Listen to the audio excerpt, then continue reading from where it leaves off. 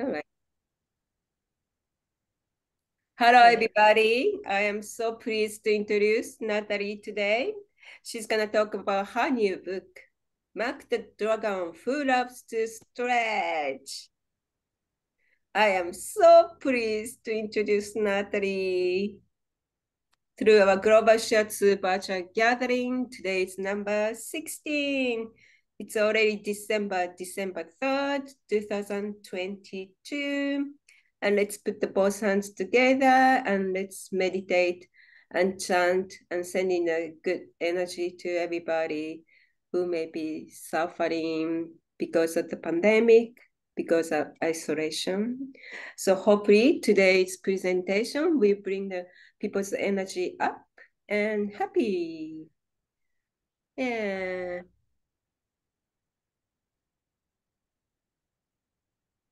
ナムシンニョイニョと尊きみ仏を念じ立て祭る残儀残下六根最初滅上本の滅上言書オンサラバタタギャタ花々のキャロミ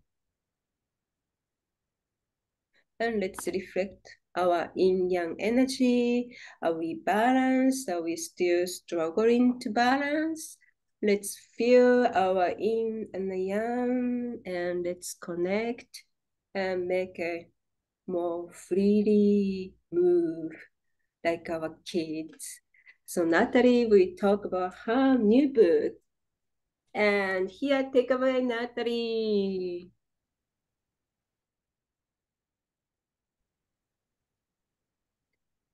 I Hey. think I'm really sorry, Kamiko. I think that I didn't really hear that question there. Did you ask me a question and just the connection's not great?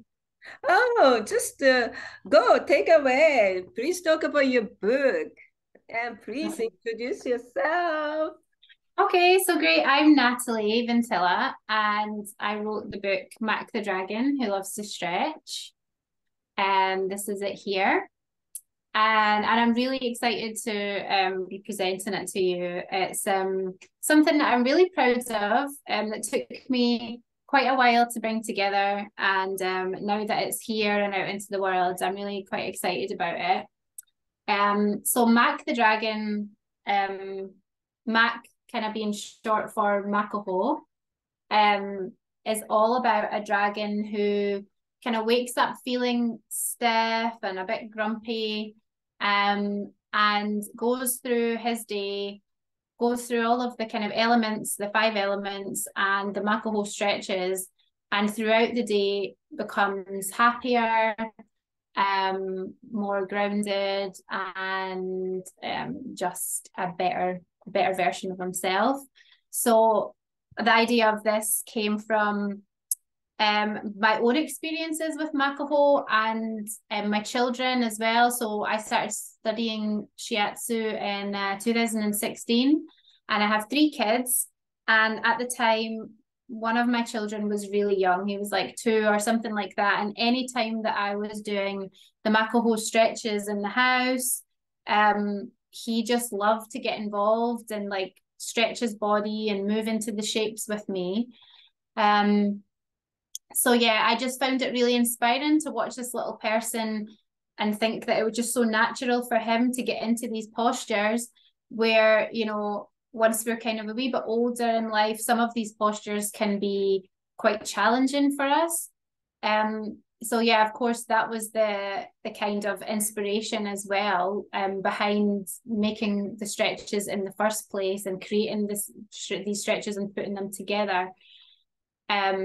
That you can increase your longevity, your flexibility by stretching these meridians every day. So I thought it would be a really great idea to bring it to the children at as young an age as possible, so that they have an opportunity to already be doing it from a young age. So it's not a case that they get to like me, their later 20s or 30s, and at that point of their life they are maybe already feeling the kind of stressful effects of life and the body's kind of stiffening up through whatever things that they've been through in their life, to already have this as a kind of tool for resilience that they've embodied in themselves and learned from a really young age, for me felt like a really special thing to offer to children. So off of the back of that, I wrote the story, also incorporating in it like a dragon, Mac, who is inspired by my children's love of dragons and dinosaurs, particularly at that age where they were just fascinated by monsters and anything a little bit scary. So to make create a character of a dragon, also of course given a nod to Eastern culture there as well, just felt like the right way to bring it to children and bring it to a young audience, and to make it about this mystical creature. So Mac and his friend Mary are the kind of vessel through which I would go into nursery schools or community groups, or even with my own children, of course, as well, to tell a story that will capture the imagination of the children right away, but also at the same time we are doing these stretches together as well. So we're kind of doing two things at once, which is all also very helpful for children who have like short attention spans, some more than others, of course. So I thought it was really important to have at this age also, not just a story where you sit down and you're taught something and it's very intellectual, but something that you can, a story where you can move throughout the story, use some of the energy in your body as well as in your mind to really help the practice almost kind of seal in. So I kind of created this the story based on the elements. So Mac begins the story in the metal element and the metal posture, as we do when we're practicing Makaho ourselves. So this is Mac flying down the mountain, and of course that movement is similar to the lung and large intestine movement, where we're taking a nice deep breath and folding forward with the breath.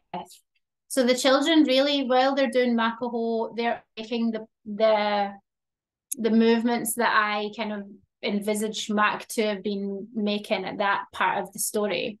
In the earth posture, I actually did an adaptation of the earth posture, which is something that my teacher, Elaine Liechty at the Glasgow School of Shiatsu, taught us as an alternative to the more traditional stretch where you're lying flat on the ground, and it's quite an intense back bend for some people. We were offered this alternative where you can stretch stomach and spleen by standing up and doing a more simple posture. So I put that one in the book because it seemed like a more accessible one for young children. And of course, they do have the option of doing this one as well if they want to do that one or progress to that. Children really can generally get into that posture very easily. And what I find is that they're so desperate to show you how good they are at getting into the postures that they will often go for the more advanced one. So anyway, just this is how it goes through the story. Mac going through the motions of the elements here. So he's in the fire element. And again, we're teaching a child the posture. And the story continues like that, with the aim being that by the time we get to the end of the story, he's done all of his Makaho stretches and he's heading off happier and more grounded with his friend into the sunset. So what I also felt was important for the book, therefore, is a part of the book that describes to the children and the parents, caregivers, teachers, whoever it is that's doing the exercise with the children, is a kind of full and safe way of taking part in the stretches. So this is the instructions for the wood stretch. which I've kind of broken down step by step with a cute little character for children and their parents and caregivers too. And what I felt was important for, in terms of really empowering children, is not just giving them these activities and saying, okay, this is this beautiful routine that you can do to feel good, but also empowering them with the knowledge of why it is that they might do these postures, or, you know, what situation they might want to get into the wood stretch and stretch out the liver and gallbladder meridians. And you know, practitioners will know that this wood stretch, for example, is particularly good for us if we're, you know, if we're really looking to feel more flexible, more creative, to know where we're going, to visualize where we're going and things of that ilk, or perhaps even when we've got a headache or a migraine or something that feels quite woody. So I also include that into the book, just a little snippet of theory, to show children and their adults why we do this posture. So also it can be done singularly as well. As I said there, as shiatsu practitioners, we might give our clients or people we know advice on how they can stretch their meridians. You know, if there's a bladder diagnosis, go home and do this posture for a few days, for a few weeks, and hopefully that's going to help the bladder and kidney energy flow and be more healthy. And in that same way, we can give that knowledge to children, that, you know, perhaps if you're feeling afraid, or, you know, you're needing a bit of courage, you can go into this posture, or indeed also use the acupressure points that come along with it, which is also in the book. So I didn't want to overwhelm people with too much information, and hopefully I'm not doing that right now. So I just put some of the most commonly used acupressure points that you would imagine to use for children, you know, kidney 1, liver 3, large intestine 4. These more accessible points that I realize are all on the hands and feet, actually, now that I look at it. I haven't really thought about it before. But ones that, for when I was working with children in a nursery, they really liked the Heart Protector 8 point, because one, you know, is just on their hands, it's very accessible, but also to explain to a child that you can press this one, you know, when you may be feeling like you're going into a room and there's lots of people there and you don't know them, which often does happen to children. And I think that as adults, we sometimes might disconnect from how anxious children might be about these types of situations and forget that they also have these little nervous systems that are navigating everything around them, from a kind of what's going on point of view at times, just the way that we do. So to give these little kids, you know, a way, a kind of like, okay, press on that point. No one can see you doing that. When you're going into a room and you don't know everybody, or when you need to come into your body a little bit. Obviously not using the coming into your body a little bit phrase, because I think children will be a little bit confused by that. But yeah, so that's kind of what the book, that's the contents of the book anyway. And my kind of hope for the book is that shiatsu practitioners, other shiatsu practitioners, yoga practitioners, anyone really that's working with mindful movement and helping children to feel more embodied and more calm, might be able to take the book and everything that I've kind of compiled into it from my experience of working with children, and do it themselves in a, you know, even carry out a little workshop with children in the same way that I did, or use it for their own children. Because I I was very careful to make sure that it's written in such a way that you don't have to have been trained in shiatsu to fully understand what's going on in the book. It's really quite clear, and quite basic on a lot of the theory, of course. So one of the main features of the book, and something that I find the most exciting part of the book, is the reflective worksheets that I made, and put them in the middle of the book, so that children and indeed their adults, and I say the adults because a lot of the time the feedback that I've had on the book has been from adults saying that, yeah, my children enjoy it, but actually I'm getting a lot from it myself, because this is like a kind of very basic and accessible introduction to shiatsu in a lot of ways for people. These reflective worksheets, hopefully they can be seen here, are a way of getting children to assess their own energy and their own mood and their own emotions, really noticing, which, you know, such a valuable thing for children to be doing at as young an age as possible, is actually, you know, sitting with themselves for a second and thinking, okay, how do I feel right now? And then doing it in a kind of language or in a way that children can understand. So my interpretation of when you stretch, when you do the Makaho exercises, or when you do yoga, is that if the energy flow can feel a little bit tingly, you just feel this kind of almost like a little buzzing sensation through your body when you've allowed the energy to move more freely through the meridians. So to bring that to children, I thought about saying sparkly, like something tingly. So what I would say is, how sparkly do you feel right now?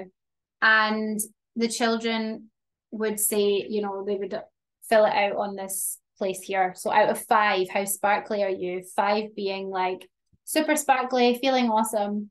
1 being more of a not so great today.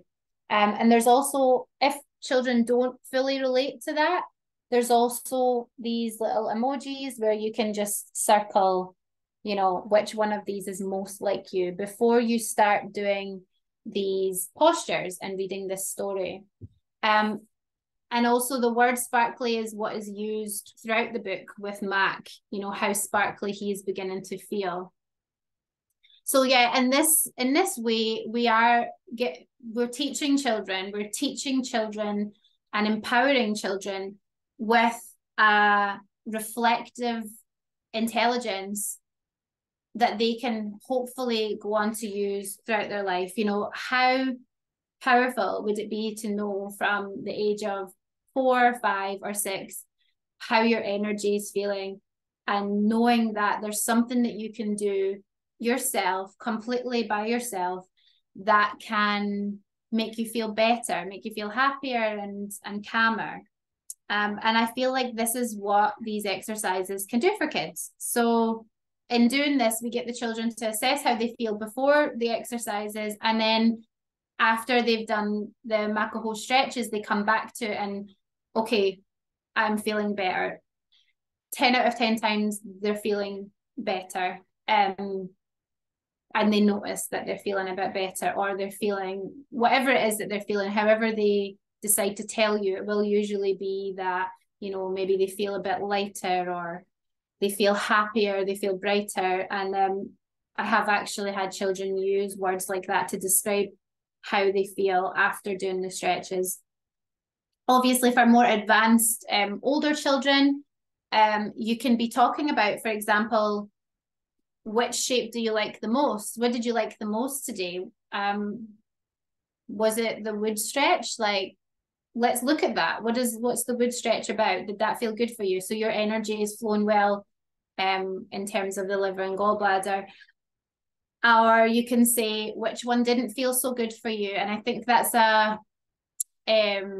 yeah, that's a great one. That's a great one for them to go and look at. Oh, I wonder if it's because I'm feeling like this. And obviously that's for children that are a little bit older, or indeed their parents or caregivers as well, who often are like, wow, this is amazing. I didn't realize that doing a stretch posture had such implications, had such depth in terms of the meridians and the physical, mental, and emotional attributes that each of them have.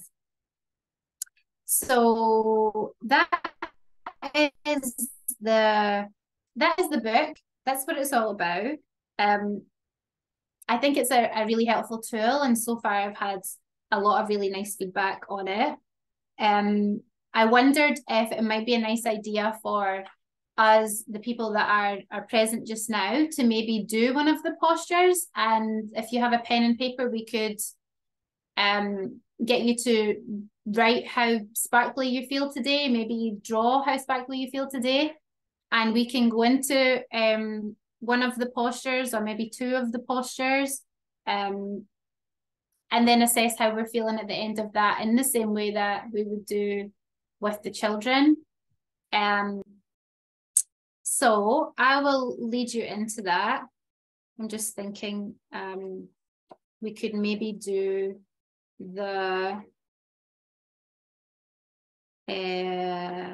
I'm thinking just off the top of my head to do the fire posture, and I'll read a little bit from the book as well before we go into it, so that I'll give a little bit of an example of what the book sounds like. So from this page here, when Mac is in the cave, he's in a cave and he has a little fire by him.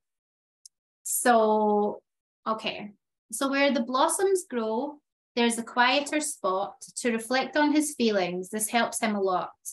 How am I today? He likes to inquire. He takes in a deep breath and puffs out a small fire. So this is the movement that we do with children in terms of the puffing out a small fire. So for the fire posture, primary fire, we're coming onto our bottoms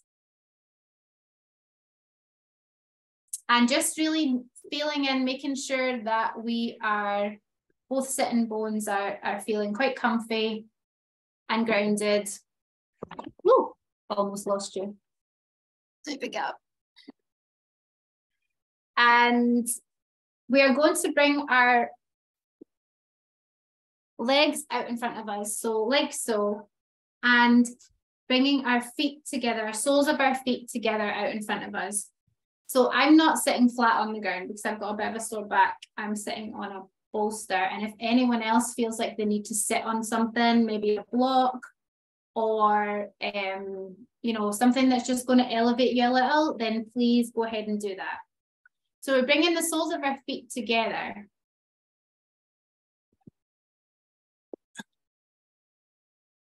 And we're going to begin by bringing our hands, taking a deep breath, and bringing our hands into a prayer position in front of our chest. And breathing out. Breathing in, and we're going to put our hands around the top of our feet. So we're still sitting in this nice position where you can get children to like have a little wobble around. Some like to do this. Maybe you can move your knees like a butterfly. Children love to do that. And we're just going to take in a nice deep breath. And when you're ready, just begin to come forward on the exhalation towards your feet, keeping the chest nice and open.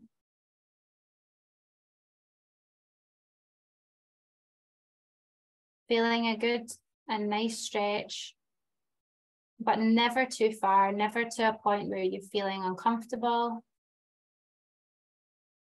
And just taking 3 nice, slow and long breaths.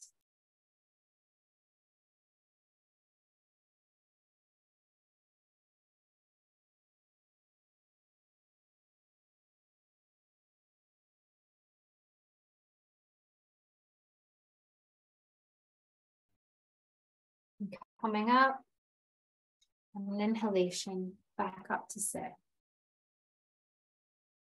So from this one, because we're sitting on the ground, we'll go in straight into the bladder posture. So I'll read a little bit from the book as well about the movement from the bladder posture. Okay, so it's too cold. Okay, I'll start here. So we're on this page here, and this is Mac, and this is Mary, and she's in the water, and she actually needs rescued at this point. So down by the stream and the deep rushing river, he dips his toes in the water, then back out with a shiver. It's too cold for a swim, so I'll sit by the shore, making plops with big rocks and then making some more. It rolls and it roars, but where does it go? He stretches his wings high, then down to his toes. So this is the movement that we're teaching children, the movement like water. So we're sitting again flat on the earth. I'm going to move this out of the way. And we're going to just bring our legs straight out in front of us. So we're sitting kind of like in an L shape, knowing that the bladder meridian is coming right down the spine and the glutes and down the back of the legs to the pinky toe. So the movement for children is that he's stretching his wings high. So breathing in, stretching the wings high. And breathing out down to his toes. So we're not stretching too far. And like water, he looks forward, always keeps going. No longer stiff, but calmer and flowing. So here we're just asking children to look forward, look through your hands, take 3 nice deep breaths in this posture.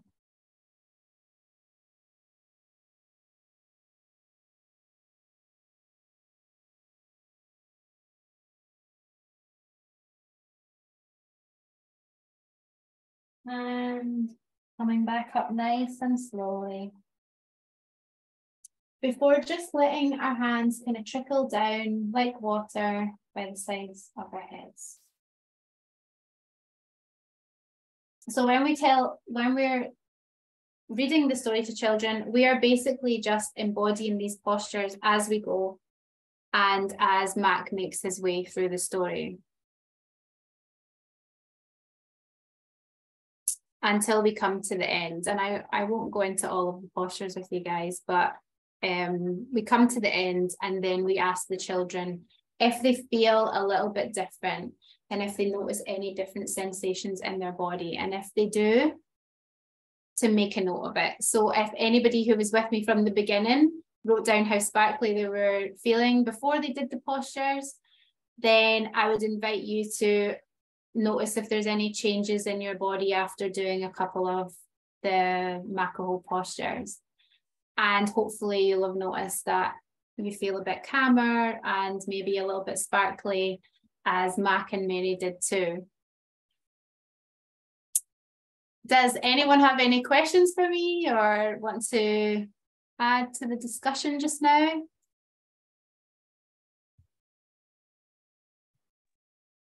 Oh, I feel so much better doing the Makaho with you. Thank you. It's wonderful. You're welcome. Yeah. I didn't want to do all of them. I didn't want to take too much of you guys' time and like do the whole thing, but hopefully you got a little snapshot of what it's all about there. I don't have a question, but I just want to say, can you hear me? Can you understand? Yeah, me? I can hear you. Yeah. Okay.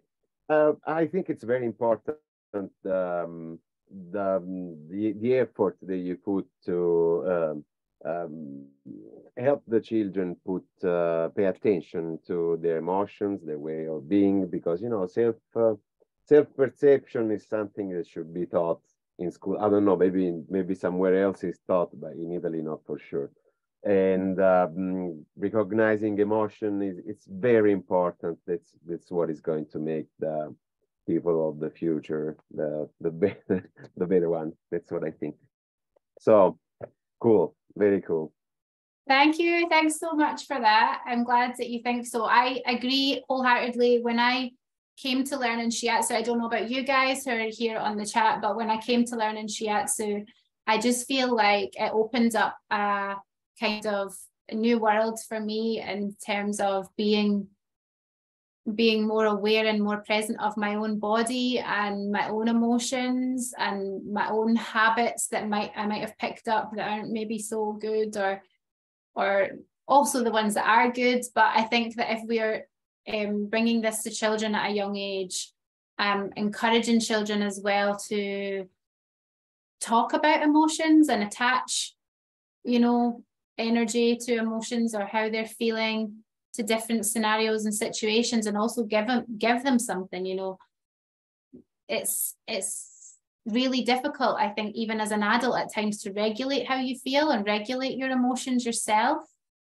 And so to think about a child that, sometimes we might be like, right, stop it, don't behave like that, that's not acceptable, without realizing that we're not giving children the tools. Like you say, the schools in Italy, it's the same here, we're not actually encouraging this kind of thing. So I really hope that, the nurseries I've worked with have definitely found it really helpful. The staff found it really helpful to do these stretches. My vision was that maybe children could do it every single day when they arrive in school, or indeed when they finish their lunch break, and there's still kind of like energies up here or wherever, still in the playground or whatever. And, just bringing them into a space that's more conducive to listen to the teacher or to learn, because we are expecting little people to sit in a classroom for so many hours a day when it's kind of goes against how fast their key's moving. It's hard for them. So yeah, I think that hopefully people will be inspired by the book to take it further to more children. Thank you. I just want to thank you for this presentation. I'm looking forward to bringing it to parents so they can be supportive of their children as the children learn. The parents can also learn these skills and be support what they're doing and help them. And I'd like to know how we can get your book. I came late, so I didn't see the information that if it was shared in the beginning. I didn't get to see that. So. Okay. Yes. That's firstly, thank you so much again. Thank you for contributing, first of all, and for your lovely comments. I agree with you that the parents are also looking for ways that they can support their children and indeed themselves, because parenting isn't easy. So to get the book at the moment, where are you? Are you in the States? Yes. You are in the States. So I know Barnes and Noble are selling the book online and hopefully in stores. I don't know if you have a Barnes and Noble near you. I'm not really great with American bookstores, but I can check. Yeah, it won't be hard. You can certainly buy it online at Barnes and Noble, and I can send you a link to that if you like. Yes. Put a link somewhere. It also is available on Amazon, and I know not everybody enjoys feeding Amazon with more money, but it is available on Amazon worldwide as well. Hopefully it'll be picked up by some other bookstores. I did publish the book independently, so it's still in the process of me trying to push it out further and further. So, but I'll send you some links. Oh, thank you. I'd appreciate it. Thank you. Thank you.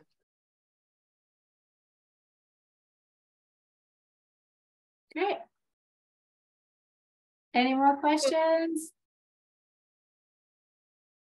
No? Okay, cool. Well, I mean, I think I've said everything. I really hope so, because I've been kind of like nervously talking and like trying to say as many things as I can and make the content still interesting at the same time. So hopefully I've said everything. But otherwise you can absolutely get the book, and I hope that there's enough information in it for you guys to go and share it with your people, your clients, or you know, whoever it is that you want to share these lovely exercises with. So thank you. Natalie. Thank you, Kimiko. What a great presentation. I love it. Thank you. Oh, thanks so much. Here's Natalie's information. And please get in touch with her and get books and share with your friends and family, with your children, with teachers, and everywhere. Hopefully, everybody can stretch together. Yay. Thank you. Okay, so everybody have a great weekend. Enjoy stretching, and let's be strong and happy and healthy. Have a great holiday season and see you soon. Bye. Thank you. Bye. Bye. Bye, everyone. Thank you so much. Thank Thank you, you. Kumiko, for Thank keeping you. organizing this. Yeah. Oh, Thank you Thank so you. much. It's my pleasure. Natalie is so wonderful. So thank you. Thank you. Take care, everyone. You too.